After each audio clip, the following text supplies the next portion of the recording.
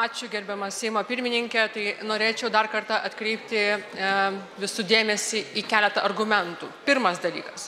Priėmus šias įstatymo pataisas baudžiamojo kodekso bus palengvinamas atleidimas nuo baudžiamosios atsakomybės.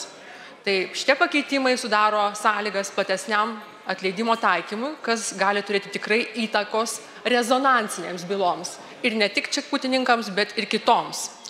Taip pat yra sutrumpinamas senaties terminas ir reputacijos reikalavimai. Senaties terminas sumažės 3 metais, o valstybės tarnyboje galės dirbti asmenys, pripažinti kaltais dėl piktnaudžiavimo jau po 4 metų.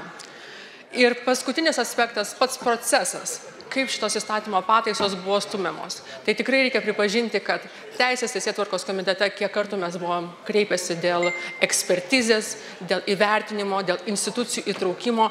Tai buvo jungiamas nuolatos buldozeris, tai yra aukščiausia jo pavara.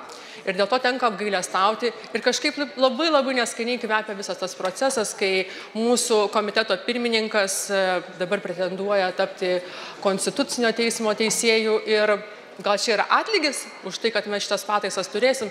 Tikrai nesinorėtų galvoti, kad tai yra tiesa.